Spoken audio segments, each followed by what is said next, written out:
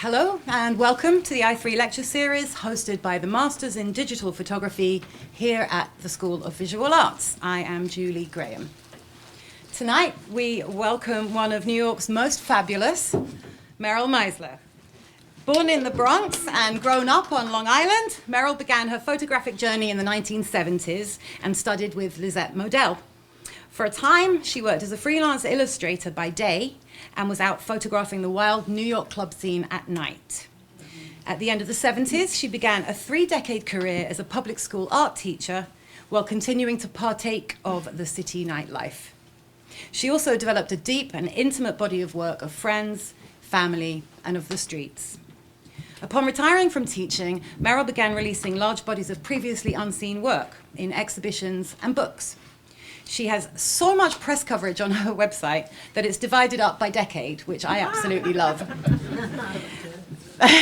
Meryl has received fellowships, grants, and residencies from, among others, the New York Foundation for the Arts, Time Warner, Artist Space, the China Institute, and the Japan Society.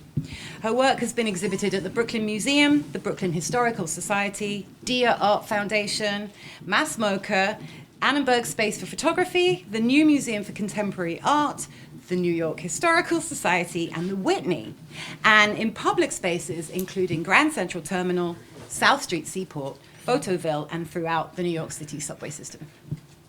Her work is in the permanent collections of multiple institutions, including the American Jewish Congress, Columbia and Emory Universities, the Library of Congress and Smithsonian Institute, and Bibliothèque Nationale de France.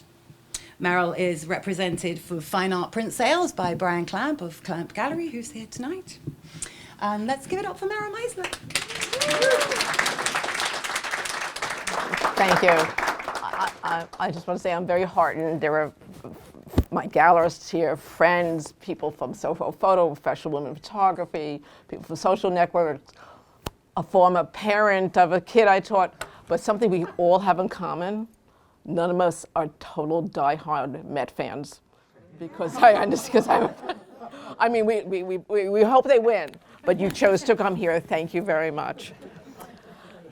And so it was suggested I give you a little survey about my background and what brought us that we had this passion in common. My dad, Jacques Meisler, was a printer by trade. He was a really good photographer, and it was among his joys, besides fixing his car, and he photographed himself, self-portrait, friends, family life. That's baby Meryl sitting on my mother's mother, and that's my maternal grandmother to the far right in the Bronx. My dad's passion comes from his father, Murray Meisler. Murray was a machinist. It is said that my grandfather built his own tintype camera and photographed the streets of the Bronx. Whenever I saw my grandfather, he had a serious camera, like a Sheikah mat, or my father had a rolling card, and he had a light meter in your face. I think I saw 2 photographs. Wow. And no one knows where his pictures are and things like that. So when the Vivian Maier story came out, I understood it completely. That the act of photography is something enough unto itself. And so this is a portrait of my grandfather by my father, and you can see he's got his equipment. And that's someone took a portrait of my grandfather. I got my first camera. This is it. I've never taken it out in public before. So this is an adventure. She's going on to a bigger venture. At age 7, and my earliest subjects were my baby brother Mitchell, friends, family, school trips, same subjects through life. But in 1972, I was a senior in college, and I took myself, in the fall of '72, on a trip from Long Island. I took myself to the Museum of Modern Art, and there I saw the Dian Arbus retrospective. I don't think I went particularly to go there, but I saw that. It was my first photography show. And her work spoke to me. It moved me. It struck a chord. they seemed familiar to me. These are like my great aunt and great uncle in the Bronx. And we even had a cousin named Big Bill. I understood this, and they moved me. And seeing that work, when I was going the next year off to graduate school for art education, my background was art education, I decided to take a photography class to learn how to use a real camera. And this is among my first 35 millimeter pictures developed, the rah-rah on Wisconsin. My professors, Cavalier Ketchum, and Cavalier's background, his passion was documentary photography, and introduced us to the work of the WPA and the classics. The ones that really struck me the most: Lisette Model, her snapshot style, the energy in it, and also I knew that she was Arbus's mentor. But I loved her work. Jacques-Henri Lartigue, his photographs as a child, photographing his turn-of-the-century Paris family, just playing, having a great time together, goofing around. And they didn't really get released till many decades later. That was inspiration. You'll see later on when I came home. I wanted to photograph my family and friends and the people I knew my whole life and loved, because they too were very playful. And Helen Levitt, her street photographs, kids playing on the street. New York City was not, I grew up in Long Island, someplace I went to visit Daddy at work or go to the circus. But these kids' pictures, and you'll see them later on in my photographs of children and where I was teaching. It's totally influenced by her courage. And Brassaï, the secret nightlife of Paris. I was totally intrigued by the nightclubs, the same-sex clubs, the brothels, just the beauty and the daring of them. They piqued my interest. So I'd say I am Daddy, Grandpa, Brassaï, Model, Arbus, and a sprinkling Lartigue and a sprinkling of Helen Levitt. One of my first pictures. Small world, someone in this audience knows the people in this photograph, and I never met him before. But so it's among the first pictures I took when I got a 2 1/4 camera was my family at Rosh Hashanah. It's just, here we are in the days of water. This is just 1974. And so my dad, my mom, my little brother. Someone wants to, this is Gary Forecash, but someone wants to know Myra Forecash, Evelyn Forecash. Someone here knows the Forecash family. And I started doing self-portraits, going up in the attic and bringing in my ballet and tapped outfits and trying them on. Performance. I still have my Girl Scout uniform. And I intend to do another self-portrait. I'll get to it. I still have my braids. So early self-portraits. So we're talking about 1974, 75 here.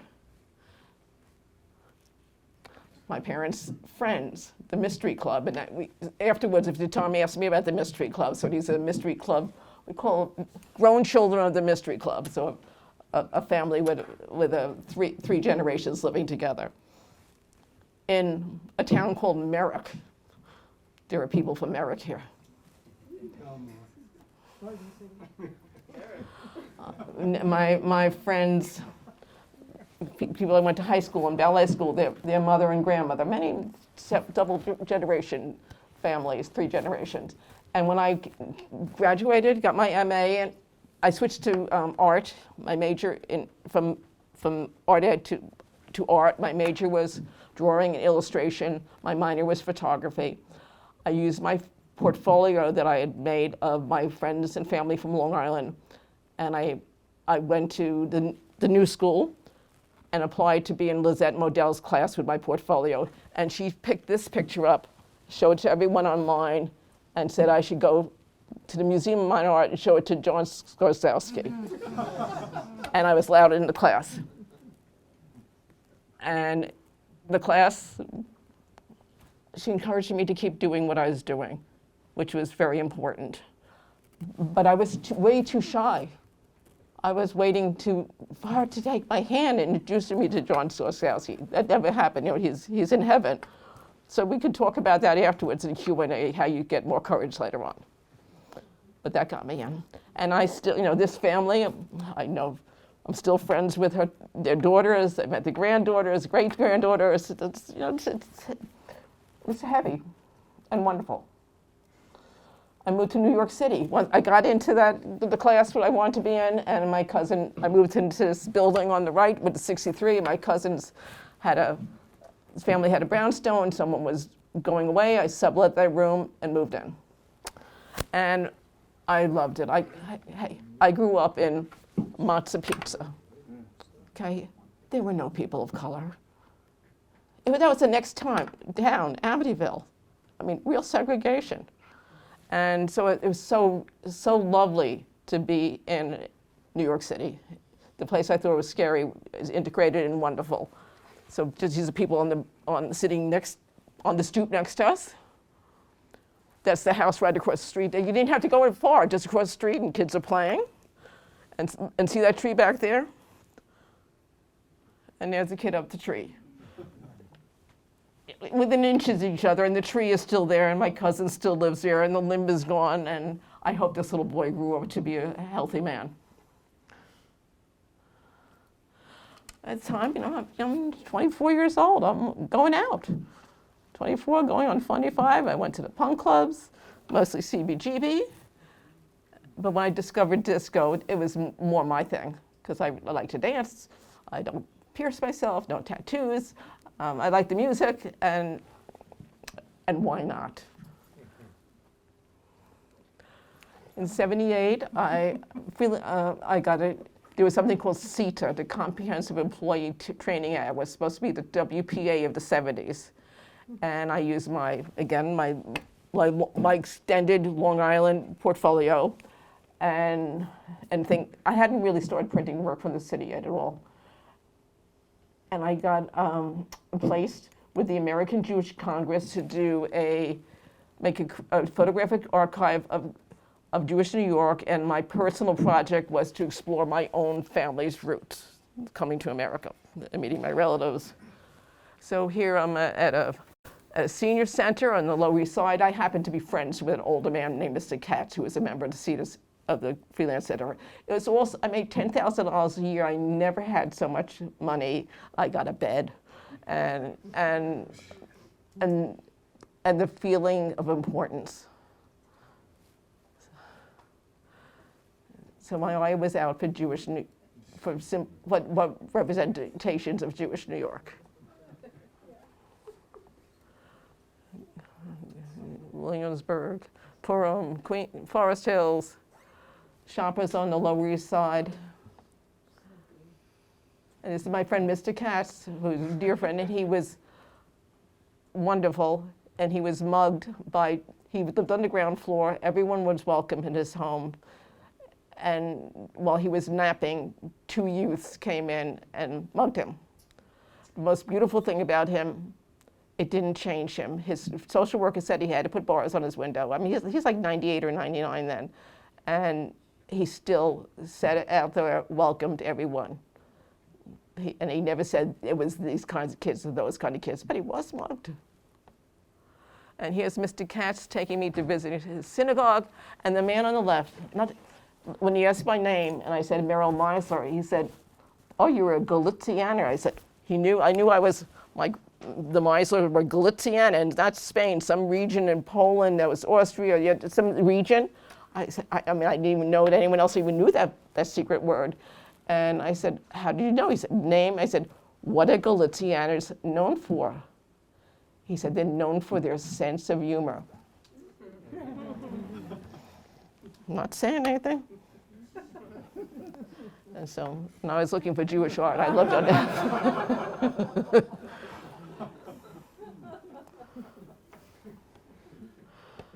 CETA ended. Again, I was a freelance illustrator before that. I got used to a steady paycheck. I kind of liked it. And I'm very middle class. I wanted security.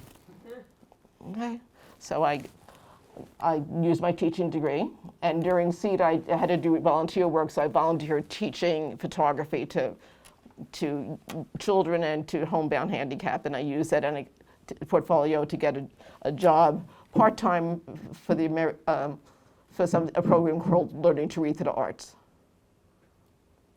And again, I started teaching in 1979.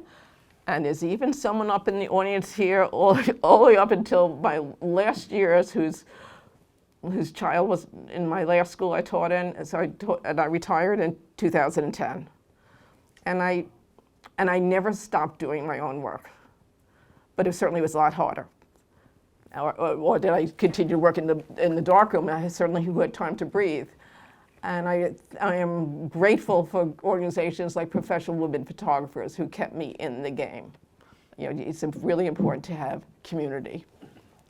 And I will say, okay, I was one of 3 art teachers picked out, a finalist for the Disney American Teacher Awards. I was an award-winning teacher. I got my students' work into, when I say I was in Whitney Biennial, it was collaborative work I did with my students. Hey, you know.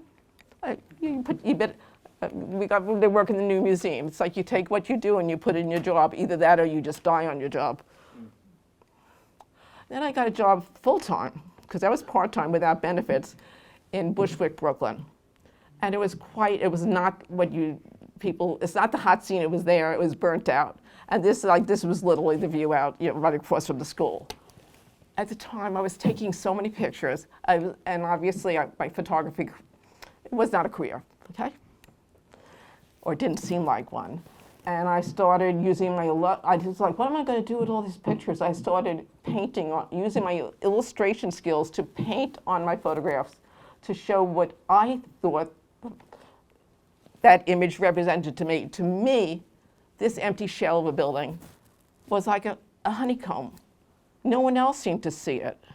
So I painted on directly with acrylic paint to show my mind. And I worked on this series for several years, and that's where I got my New York Foundation for the Arts grant from. Because of a publication that it was in, a print magazine, I was contacted by a new software company that developed a new software called Adobe. And they were trying out something new called Photoshop in this place called in Camden, Maine. And I was invited, like really probably among the first 24 people invited to learn to be trained. And they made me a user. And I did a series for several years working immersions of my underwater photography with landmarks of New York. And this series, it did get exhibited in Grand Central Terminal for my Grand Splash series. And then I did a series about the New York Public Library, and this piece is part of a larger sculpture that made its way into Brooklyn Museum and Columbia University. I got bored. It was like I just couldn't do it anymore. And I was pretty lost, just really not knowing what to do. But all along I was photographing life at school, because that's where I was a lot, and also my own life. Never stopped doing that, just compulsively piled them up. And then I retired, 2010. And still I was struggling what to do. I was taking classes here, encaustic classes, things back, just trying my different skills. What do I want to make? I was making sculpture a lot, and again, I was exhibiting. Inspiration to dig into my archives. It's a long story, but someone from a teacher in Bushwick invited me to want to do a show about Bushwick and the Brooklyn Historical Society. I started digging in and finding this work. But there were people, I had role models. My friend Arlene Gottfried. It's like, I've known Arlene, since I moved to New York, and we'd be applying for grants at the same time, and she would get it and I wouldn't, but we were friends. And she had this she was working more full-time at it, and publishing books. extended family member of mine, Ruth Gruber, a photojournalist, an author. She didn't have her first solo show till she was like 85. And at 100, she had a solo show at ICP. She always encouraged me. So finding role models is really helpful. Rebecca Lepkos was a best friend of another friend's mother. And I remember Dave said, "Hey, I'm making this website for my mother's friend, Rebecca." And also like, boom, Rebecca's work is out there. And Howard Greenberg Gallery is selling for $10,000. And so I started digging, because I realized they had something in these Bushwick pictures and I wanted to find more. And as I'm digging, the Vivian Maier story surfaces, and I'm like, a nanny, a teacher, I just go to work. I'm not. It's like, I never thought of myself as archivist, because you said it's presented. I guess I am. I have one client. And I'm discovering her work. And you have one client. You never know where inspiration will come from. Like I said, I know what it's like to feel stuck. Anyway, you know it. I definitely know it. 2014, I'm in the restroom of Bazaar, a drag burlesque club in Bushwick, Brooklyn. And there's a disco ball, it's a club scene, it's wild. I'm in the bathroom, and all of a sudden it hit me. I had an epiphany that my worlds came together. Here I was showing my Bushwick work in Bushwick. And the club scene, like when I was clubbing, you wouldn't even think of going into to Bushwick. I did check out the Odyssey, and it wasn't my scene. It was too straight. And here now all of a sudden, this neighborhood that felt so homophobic when I taught there for 14 years, and nobody would even go to, and now it's like the place where people are going to, and I realized they came together, two sides of the same coin. And this was the perfect place to show that. And it's a whole other story, but how that came together, but I realized that. Bazaar ended up being my publisher for my first two books. The owner of the club, John Stefan Sauver, is a director, film director. He works with war talent in his shows. Like he does a show about prisons, he uses real ex-prisoners. So he does Thai prisoners, EMS workers, real EMS workers. He saw my war talent and images, and we put this. He proposed doing a book just about my Bushwick series, and I said, actually, he would have a show, and then he wanted to do a book. And I said, well, I don't want it to be just about Bushwick. I want to be my Bushwick and nightlife.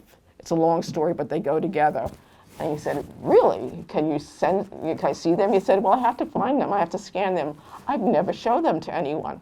I put together some, I was familiar with my Bushwick work more because I've been having several shows with it. So I would just pick up my negative pages and look and say, oh, that's a match, that's a match.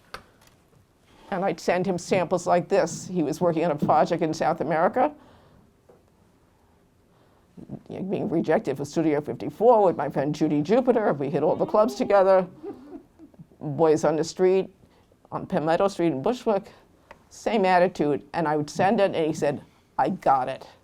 And we did it. We made a book. The idea started in January. The book was out in June, and it went viral. So the Village People, and those are the real Village People, kids on the street, hanging out. It's the same. And as you see, when I was teaching, I used color slide film because how many people here have ever taught public school? Raise your hand. Did you have time to breathe? You don't have time to breathe.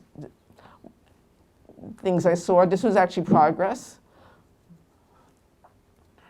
And hairstyles at a club. I went to all the hot clubs in Manhattan.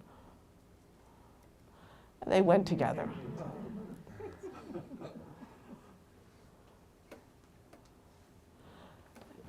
That took off. It paid for itself. He said, let's do another one. I knew exactly what I wanted to do it about. Purgatory in Paradise, Sassy 70s, Suburbia in the City, Long story short, it compares my growing up on Long Island and coming to the city. My first experience is coming to the city, all black and white work, and I base it on the word purgatory because of my first incident as a child faced with anti-Semitism. There was a little girl down the block who played down the block and all of a sudden stood me there at her porch and said, "You can never go to heaven." I'm like, I'm 7 years old. Why can't I go? Why can't I go to heaven? And she said, "Because you're Jewish. My aunt's a nun. My uncle's a priest. They told me so. The best you can do is go to purgatory." And I said, "What is purgatory?" And so, literally, so when I moved to New York in my first illustration job, I went out and bought an antique version of Purgatory and Paradise, the one illustrated by, sorry, I'm forgetting the name at the top of my head, Gustave Doré. I needed to own it, and I owned it. So what's the magic about New York City? You could be an assignment for photographing Purim for the American Jewish Congress, and then get on the subway and in the same neighborhood, and there's this fabulous jive guy in his outfit. It's like, we live in a magic city, right? What a fabulous people live here. And here's another part of Long Island, which is different from the Long Island I knew grew up. Going to Jones Beach was discovering Fire Island. So here's the lady at the Pines. Same gestures. Perfect matches. Fun. It's fun to play. A match game. My friend's parents in their butterfly bedroom. East Meadow for you Long Islanders. It was purple and green, and I'm in touch with their daughter who's in California, and we laugh about it. And she helped her mother pick out the wallpaper. It was when I first started developing my work. I took it with my friends in Long Island. I developed it at school and showed it to Cavalier. He looked at contact sheets and he said, "What is this?" I said, "What do you mean? What is it?" "These homes, this decor. I've never seen anything like it." I said, "Everyone I know's their homes looks like this." It was, Austin Powers. It was a look. It was very Long Island. My first big disco experience was February 14th, 1977, invited to the Coyote Hookers Masquerade Ball at the Copacabana, and I was hooked. The music, the costumes, the glamour, and I'm a younger woman here, and all these people different ages. That was it. I knew what I wanted. And these two went together. Same expression, same boldness. This is someone in this room. This is young Jennifer Cash. Again, this time of year, it's actually another Rosh Hashanah dinner, and she's in our bathroom. And what Cavalier taught me was that people, because he photographed homes, he photographed indigenous people in New Mexico, and that it's anthropology, it's sociology. What you put on your room, your walls represent where you come from. So of course we have a Marc Chagall window in our big bathroom. Oh, many people on the internet would say, she must be mortified. My cousin says it's her favorite picture. Ha. And the Dead Boys, Stiv Bader, the Dead Boys. I don't think I realized that was Stiv at the time. I just saw a fabulous person.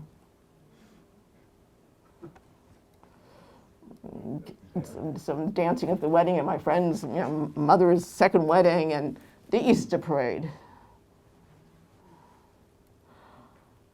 Again, Mystery Club members at home compared to someone photographing on the Bowery.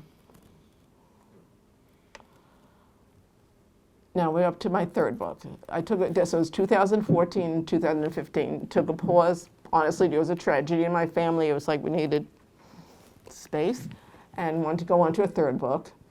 And John Stefan at Bazaar was all for it. And then things happened. He was getting involved with a big Hollywood film project. He needed to close his club. He says, I can't go forth with this with you. But he helped me edit it from start to finish. What a great friend, and I learned so much in the process. And so when my wife, Patricia O'Brien, was a broadcast designer, okay, she'll design the books. And we self-published it. And I got a grant at the time from Leonian Foundation. I used that grant and the work in this body worked to help woo a certain gallerist to show my work. I showed it to Clamp Gallery. And I had a show coming up and going to do the book no matter what, self-publish it in the middle of the pandemic. And what's really sweet, the photography community is really kind. We really are. I was represented by Stephen Kasher Gallery, which closed. And it was a good relationship. And even though I wasn't working with him anymore, I asked for his feedback about the book, because this next book, I asked curators, other galleries, show them work, because there's some really edgy things that I was showing that I wasn't ready to show before. And I want to make sure it was photography. And my guiding question for some of these Gracie pictures was, is it pornography or is it photography? I want photography. And they were very honest. And Steve helped me pick this photograph for the cover. It kind of was like a parental warning. Because it's not appropriate for children. And I still have this very teacher mindset, like even advertising this event on social media, I said, parental guidance advised. So this actually is the guy on the right is Mark Stevens, a porn star. He was also photographed by Robert Mapplethorpe, who focused more on his nickname. I think he was either Mr. 9.5 or Mr. 10.5 inches. A self-portrait. It's actually my birthday, walking down Palmetto Street. I didn't even realize it was me, but I had the date written on it, on the slide. It's like, oh, that's me, in my little camera. And a paparazzi, this is Ron Galella, famous paparazzi. I mean, I was nobody. I was not I was not publishing this work. I was one of hundreds of, how many people here were going to discos and bringing their cameras? Anyone else? Believe me, I was not alone. There were lots of us. And I was really surprised how my work was received, that it was perceived as having its own look into this world.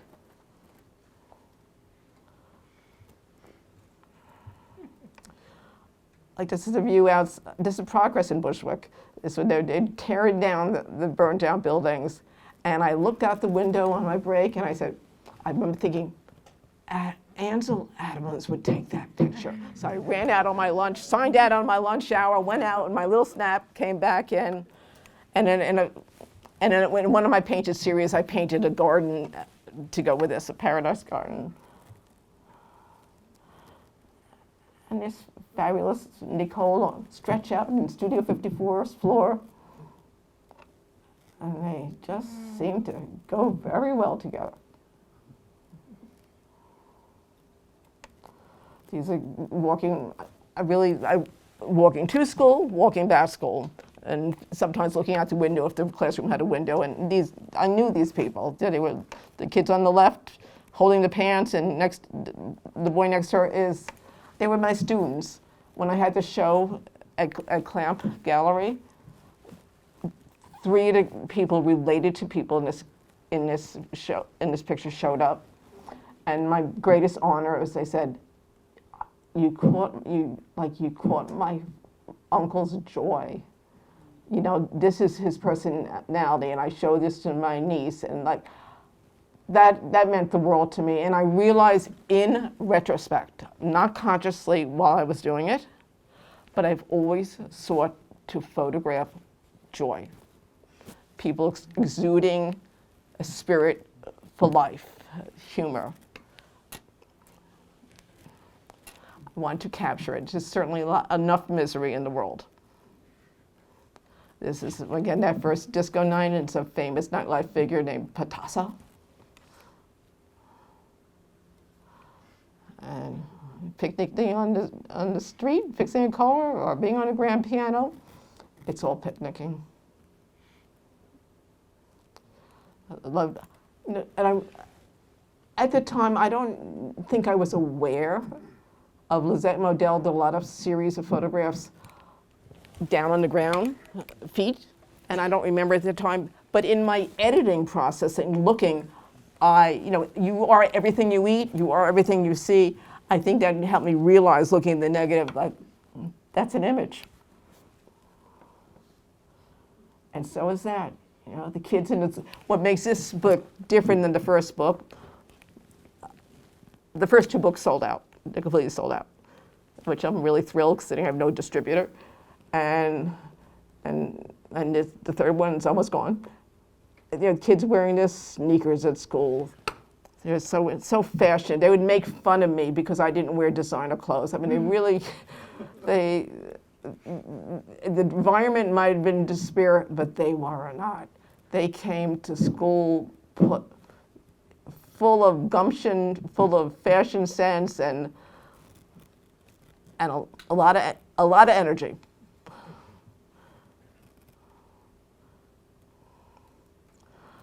I mean, this was published in the New Yorker article. Oh God, people wrote in like, oh, like I was doing something obscene, you know.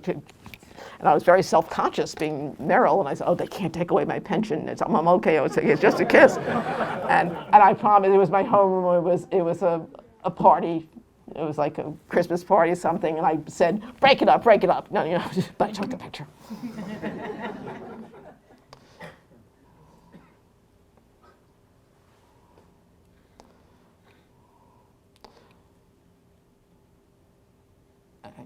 And you know, some really hot girls getting down on prom night. My prom, Plainview High School prom, was not like this. And a guy fixing things on the street in Bushwick. You just get down where you can. I would very pleased to say that anyone who has come forth and found themselves with someone they know in the pictures, all the reactions have been positive, and I'm so glad. And there's some things like, you know, when Tim Walsh announced something about being on, why his hair went gray and he looked so much older than JD, they were the same age, and he said, lunch duty will do this to you? Yes. So here's lunch duty. But there are things that are just too contemporary. This T-shirt, stop killing the black youth. Come on, you know, this society of ours.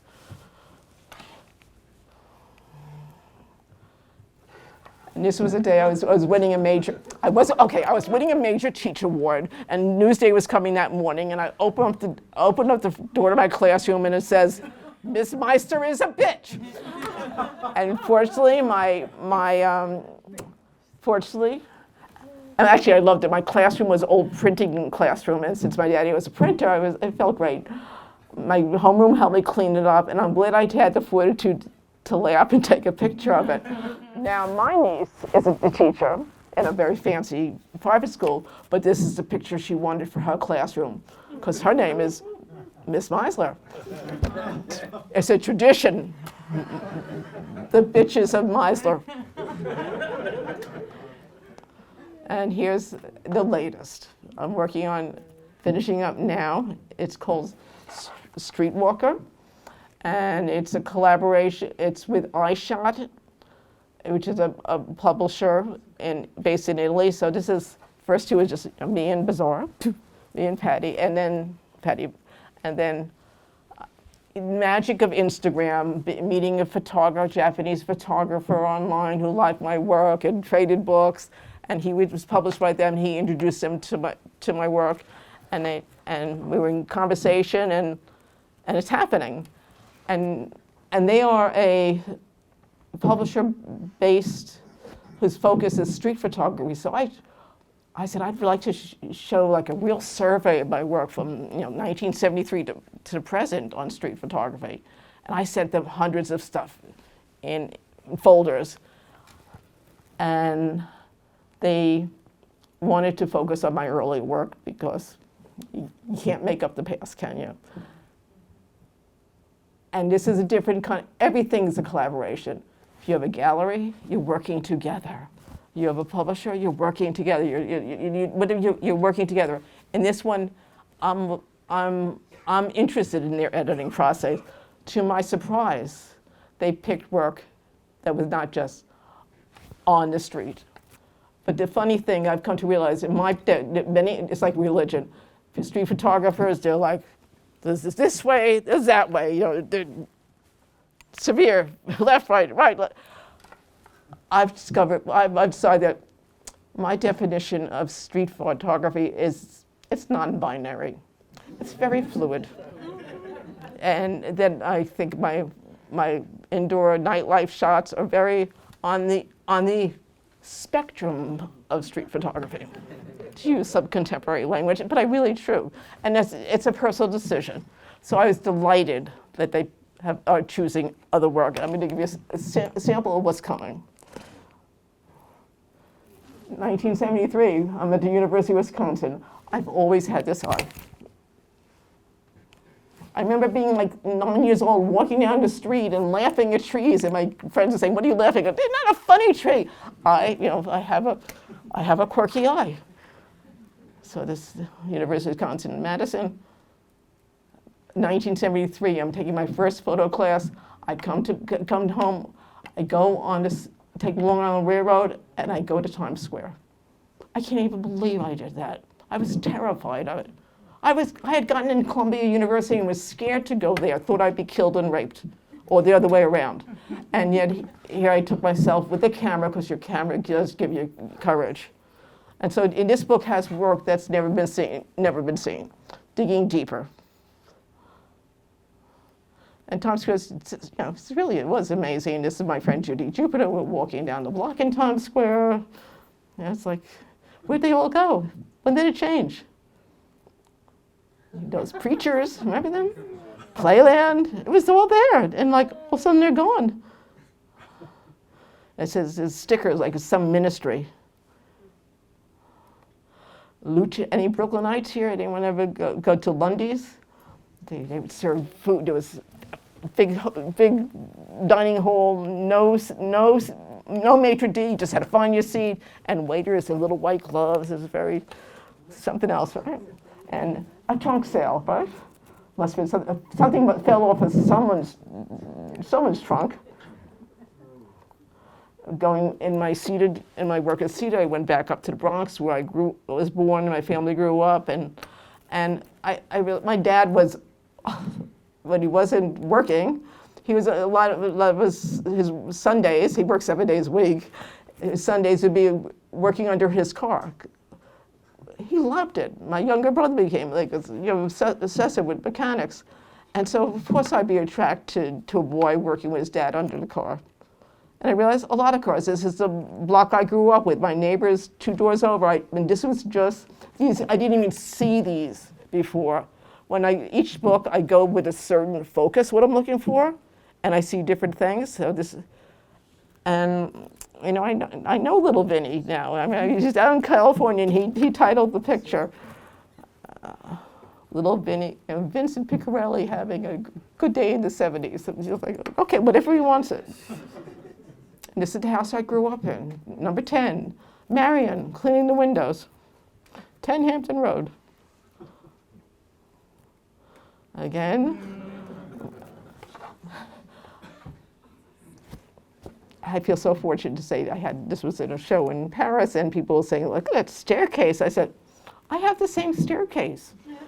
I have it's in black. It's in our back in my deck in Woodstock and holds flowers. And I spoke to this woman's daughter and said, I still have that too. I kept it. She has, and she has flowers and outside. It's like, they're relics. They're sentimental. And my mom at the beauty parlor, Besame, getting her hair teased. I mean, I'm not making fun of you, we're laughing together.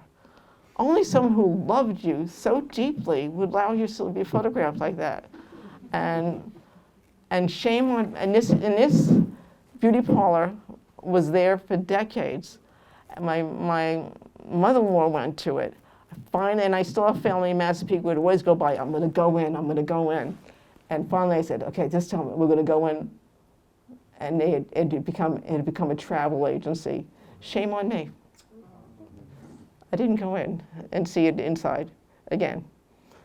But it's, you know, getting your hair, even just getting your hair teased. I mean, it's fashion. Fashion changes. It'll come back. Watch out. Trip to Mardi Gras, invited by a wonderful photographer who tried to work with me. The excitement of color television. Yeah, the Goodyear blimp, and all those cute gay boys on the terrace. This young man, it's a Batman movie coming out again, and even at the time, I mean, if I didn't know the work of Walker Evans, I would not, and his gorgeous painted signs, I would have seen this as well. But I was certainly very aware of that. And even at the time, thinking how old-fashioned the signage is and how sweet the boy is, and also, I was a big DC comic fan. My hero, Wonder Woman. Wow. Dreamed of flying currents in the night. So, you know, kids in New Orleans peeking in a peep show, right? They were just so perfect. Usually I asked permission to photograph something like this. Certainly wouldn't have missed it. It was impossible. Well, speaking of peep shows, when this is a self-portrait, the disco scene was getting pretty dicey, pretty outrageous. And my friend Judy Jupiter got a job as a bartender at a go-go bar, and I went to visit it. It's like little Brassaï fantasies kicked up in my head, and I asked the manager for a job, and I got a job as a hostess. And a hostess is someone who greets people at the door, sets them down, gets them a fake beer. It's you know, it's customary to tip the waitress. Oh, would you like to? You seem to like that dancing. Would you like to go into the private area? They would get champagne, which was Martinelli cider, and it was $69 a bottle. You know, it's customary to give the waitress a $20 tip. I never made so much money in my life. Most of the time I drew when I was there. It was fascinating, and I did it like a little bit, and it was like, had disco music as well, so it was fun. And so here's a self-portrait, and I did that for like two and a half years, part-time, until I became a teacher, and for a while the paycheck wasn't coming in, the teacher wasn't coming in, and then did, and I was doing it, and I said, you better stop. You know, I knew I would lose everything. But so I certainly couldn't show this work while I was teaching. And here's Stacy walking down the steps with tips in her stockings. The girls, our dressing room, I worked at 3 different clubs, and the dressing rooms were always in these really glamorous basements. And here we are and so this book, I said, takes you to different areas. San Francisco, I'm with my girlfriend, Patricia Jean O'Brien, who's now my wife, and we're sipping sodas at Ghirardelli's. Archie Comics, right? Taking a road trip up north, A.W. Root Beer. Again, like an image like this, I never saw it. I didn't notice it until I'm digging again for this latest book. So things you think you know, look again. It's like watching someone on this, reading their Bible, their Quran, or their Torah, and they're going and they're reading the same thing. You read your work and you see it differently. Or that's the experience I'm having, with different meanings. Or how about the Castro Street Fair? Sylvester was playing. Did I photograph Sylvester? No, of course not. Like, why didn't I? But I've always been more interested in things that either look like I've never seen anything like it before, or it looks like a reenactment of a painting by Norman Rockwell. It just, or that it literally makes me laugh out loud. Those are the things that attract me to stop and take a photograph. And that's Patty O'Brien watching, these guys kissing. And let's head down to Florida, you know.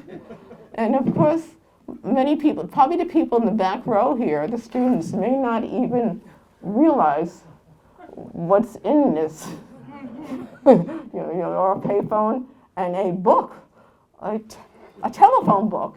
How odd. So usually there are I'm interested in human beings, but there's still lives that you just can't resist, and of course there's evidence of humanity.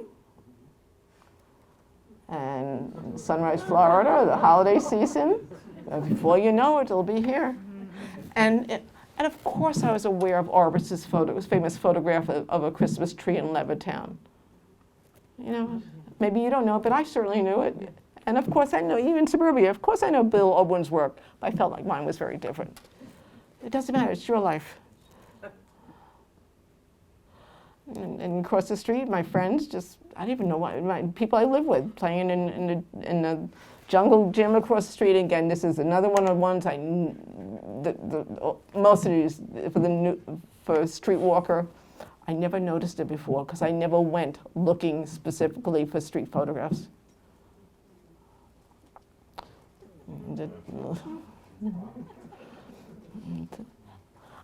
Speechless, how cute are they?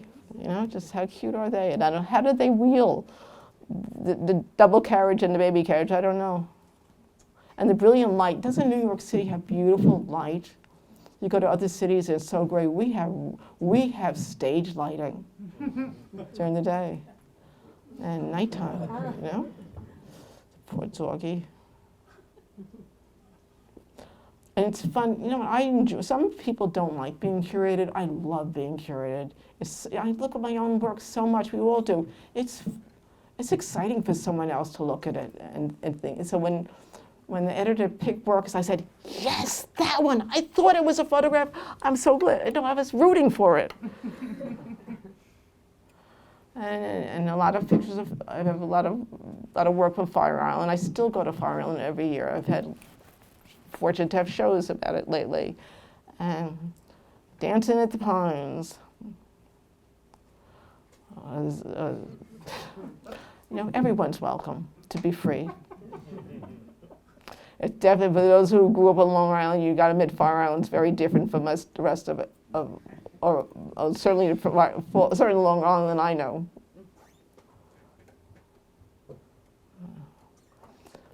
I have the opportunity to be in a show about coming up for an unnamed museum, and about basically she sells like lesbians on the seashore. So I went out this summer again. I said, I got this. And it's like, I literally went up to people and I said, you know, I'm going to be in a show, and I have photographs of lesbians from the 70s. But I'd really like to have, you know, photograph you contemporary. And like, most people said yes.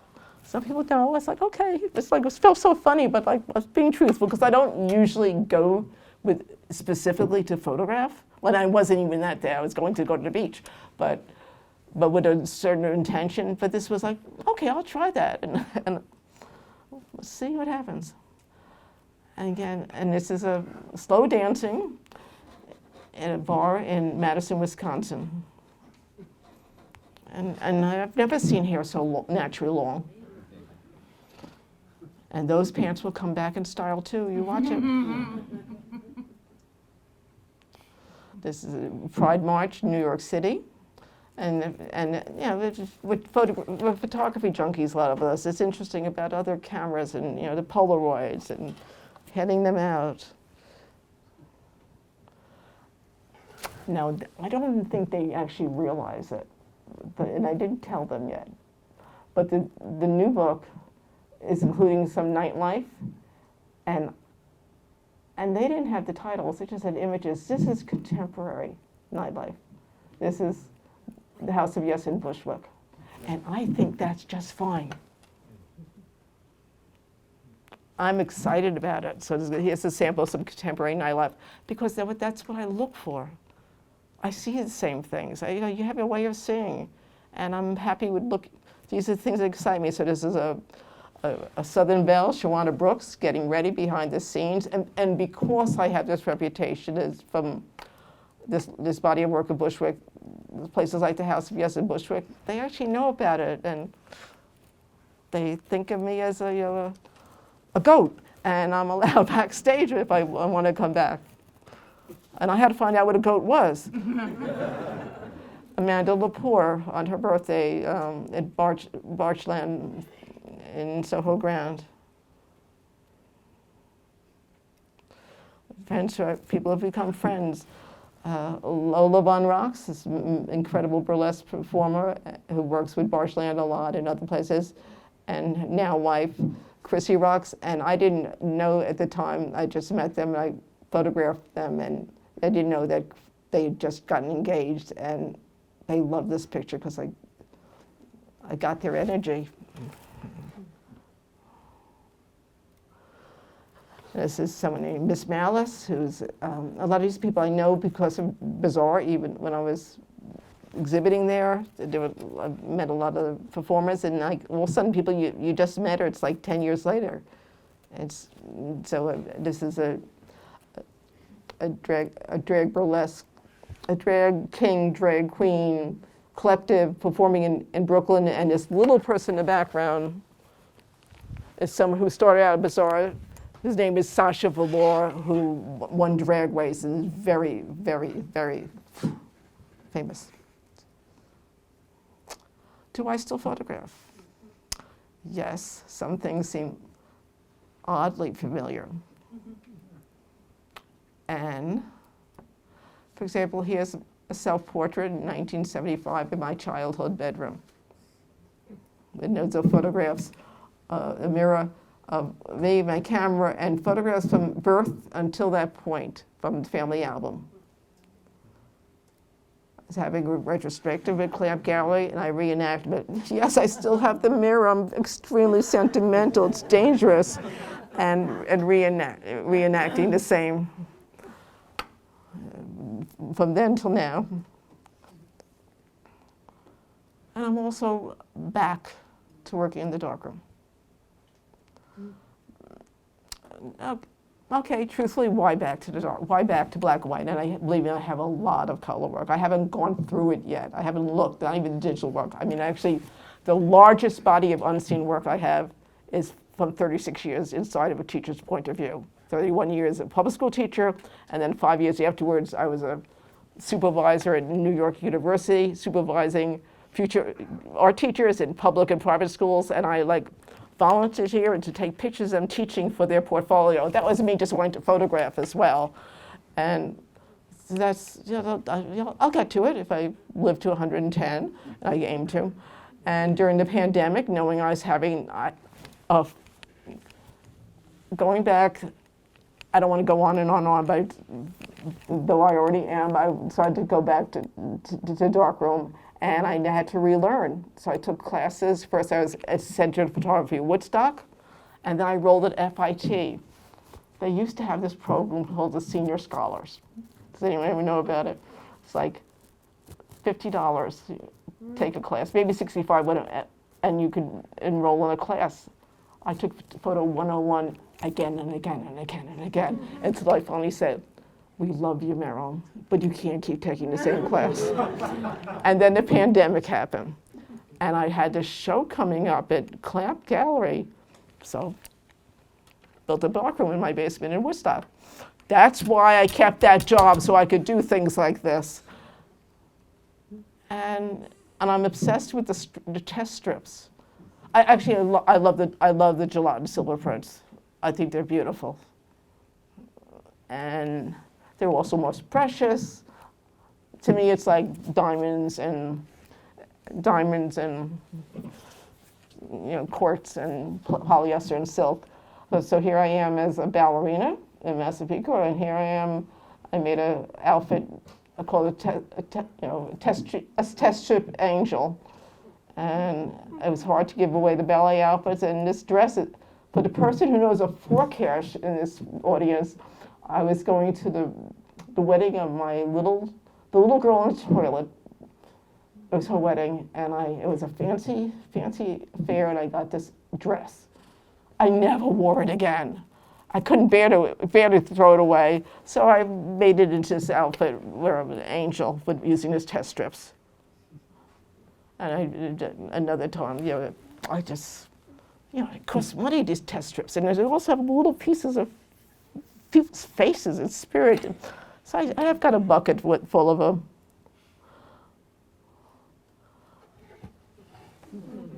You've been very patient. Thank you. Sorry. Thank you. This is a ridiculously basic question. Okay, truth. I am hearing impaired. Is your camera before or after the brownie? Is this camera before or after what? The brownie?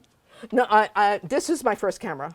Yeah, well, a brownie I didn't have a brownie. I went from this to an Instamatic. Oh. And I had the Instamatic I think I had the Instamatic up until I got my 35 millimeter camera in graduate school. So why throw things away? And it works. All right, hands up, questions, comments. Don't be shy, it's Meryl Meisler. This doesn't happen very often. Come on, people. I'm going to come and stare at someone. Yes. Fabulous. That's it. Fabulous. The comment was fabulous from Ms. Stella, Kramer. Anyone else? Yes. Fabulous. Thank you very much, Stella Kramer. But people are so nice. Yes, Irma? Okay. I was just Irma. wondering if she could revisit. Go back. If she could revisit the topic of courage. Yes. Topic. Can you revisit the topic of courage? What gave me the courage? What can you revisit the topic of courage? What more would you like Courage. to know? Okay. How did your courage grow? How did my courage grow? Okay. Well, one thing, having a camera gave me courage to speak. I'm actually a very shy person, can't you tell? But it's true. And it gave me courage to approach strangers. But I'll talk about something that I'm doing right here and now. Public speaking. When I mentioned that I was up for a finalist for the Teacher of the Year for Disney, and it was on television, they had a pre-talk where we had to talk to a lot of people.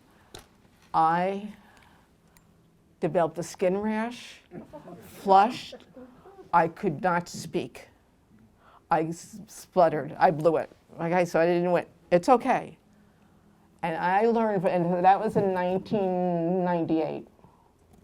And yet here, in the classroom, you have to talk.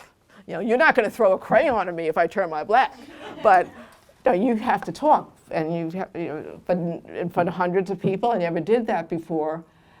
And from that experience, I realized I need visuals to talk, because I'm a visual person, and it helps. And I made my motto to accept all, if available, all opportunities to speak at my work, to force myself to do it. That it does get better. So that's one way. And courage, another thing that a big change, that my courage level, when I said I didn't have the guts to go up to the Museum of Modern Art, or really I had trouble walking in galleries, anything like that, I developed, knowing that we're all worthy. We all have stuff. Some people are magic, they bolt up to the sky, they win MacArthur. I mean, I've known people who got McCarthy's, got Pace Gallery, I know these people. And what about us? There's a place for all of us. It doesn't have to be the same seat, but there's it's a big table. And like they say, bring your chair, there's a big out there. And there's someone here from Soho Photo Gallery. Yes, Norm. And I'm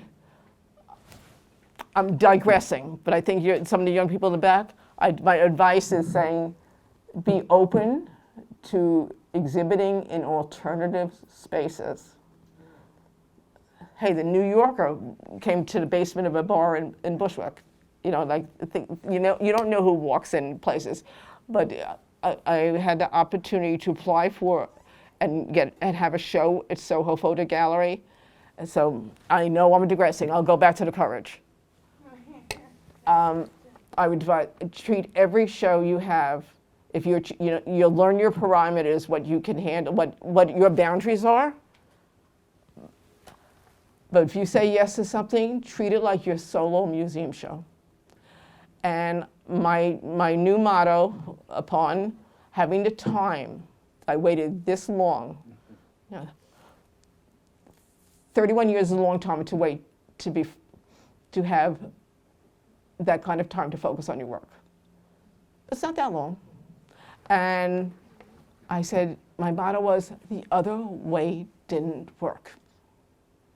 Me being too shy, me not feeling worthy, me not like being, it's like, I'm gonna try. And I might be relentless. Okay, we're going to move on, Meryl. We've got lots more questions back here. In terms of you have to publicize yourself. But if there another specific, so something, Jeremy. What? Yes. Thank you so much for sharing everything with us. I'm curious if you could tell us a little bit about digital versus analog, and your work is so kind of warm and organic, and can you achieve that with You'll have to rephrase it, I'm sorry. Can you achieve your type of work that you're doing with digital photography, for example, and what's your opinion on digital versus analog? Come on down. The question is about your opinion on digital versus analog and whether you think you can get the same feel from your images if you're shooting digital. Yeah? I'm not, I actually have trouble focusing on my digital camera. If someone gifted me, I like the medium format size. I know my black and white gelatin silver prints are unique and not many people can print them anymore like that. I love them. However, if someone would like to give me a medium format digital camera with a split image focusing system is very important to me. I will accept it and use it to the best of my ability. You know, I do, it's like, okay. I love that, that's wonderful. Okay, any more for any more? Yes, hi.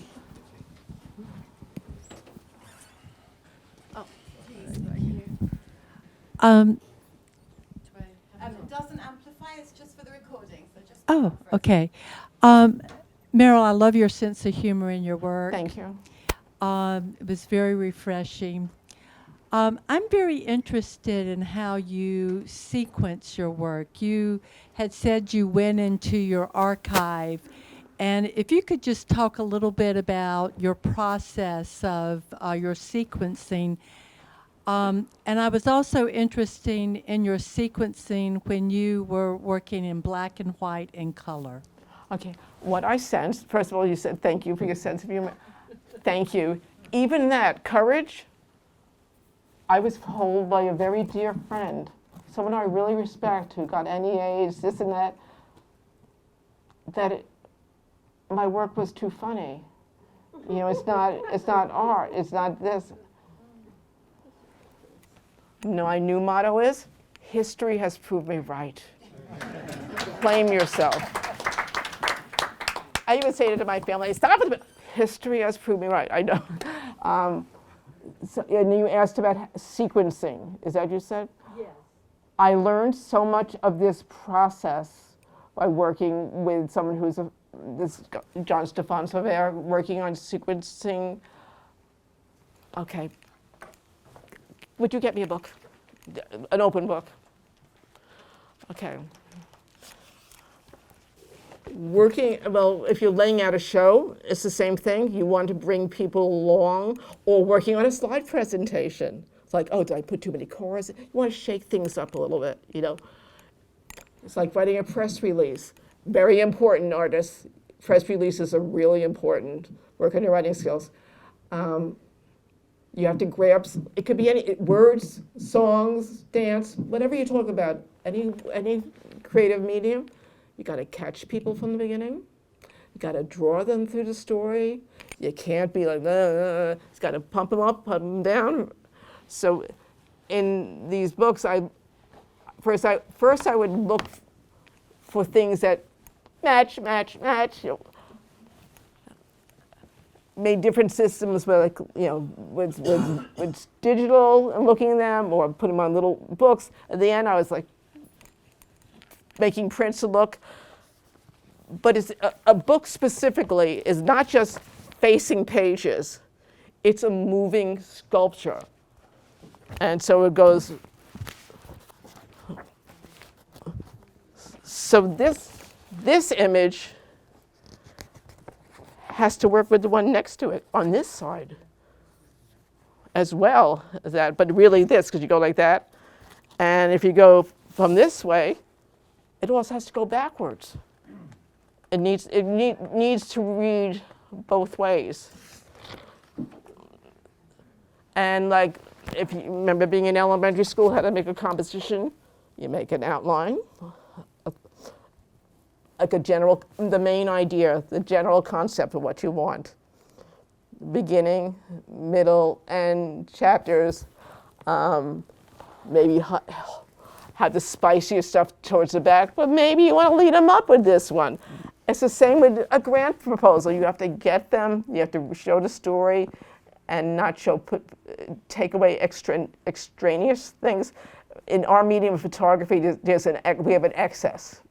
Unless you know, I'm a slow person, so you may not have excess. You may have very limited things, but editing is really important. And editing, I always thought that I couldn't edit, and I was scared of editing. But yet, if I look my vintage work prints, my strongest ones, I printed. So a little bit of like, believe in yourself, even though it's hard. And also talk to your colleagues. See what they react to, but don't trust them completely. No, seriously, the second class I took after Model, I took a class with a very famous Magnum photographer who had a publishing company. And he liked my Long Island work, and you know, what to call it, L'Chaim Long Island, his whole series.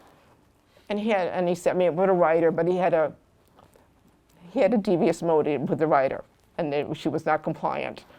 And they went through the whole thing for the book proposal, and then it was rejected. I didn't ever apply for a book again for decades later. That book ended up becoming my second book, Sassy 70s. It's like, so that's just about courage, like don't throw it away, okay? Believe in yourself, print your best work, print it archivally, sign and date it before you know it, it's vintage. It goes really fast. But what other question? But I think sequencing is looking backwards, forwarding, how they play, similarities and differences, how they play together. And that's just, like I said, the same if installation, proposal, whatever, a catalog. It's similar. You're telling a visual story. Yes. Hi, how did your time as a public school teacher in Bushwick, where there's so much diversity, on top of how dangerous the neighborhood was at the time, as you know, and frequenting the clubs that you were frequenting, and all three of those things being places in society that wasn't really getting the attention and the respect that it deserved, and you were there photographing and documenting these things, how did that inform your work going forward and completely... I'm going to need your help a little bit. He's very polite. Oh, yeah, no worries. I know it's about respect and Oh, yeah, sorry. Yeah, how did your time in Bushwick, How did I view photographing your time in Bushwick as how a I teacher? how did I view it photographing it? It was like a personal little mission of mine. No, it's what I do. It's my act of joy and feeling purposeful. It was me not being able to resist what I saw. It's what you enjoy. It's like we have gifts. My gift is not singing, but I still like to hum. Okay, taking pictures, I was humming and taking pictures. I did not think much would happen. I didn't even think did I think? Okay, I'm lying a little bit. As we'll also say, I was being a little bit of a knucklehead. Don't say I'm a longtime member of a group called Professional Women Photographers, and I had the opportunity to have a show at one of their first spaces in 1984, and I said I'd like to do it, a show called School and Surroundings, and photographs that I've been taking at school and around the place. And at that point, I had to have Chrome prints made, which then, in 1984, when I probably was making $12,000 or $13,000, if that much, it cost $100 a pop to make a print. That was very expensive. I made them, I put them up, and that's when I had the exhibit, and I said, nobody saw that was a honeycomb, or nobody saw that this was fish. I realized I could never, I sold one print, and even $300 back then, which was a lot of money to a photographer I respected.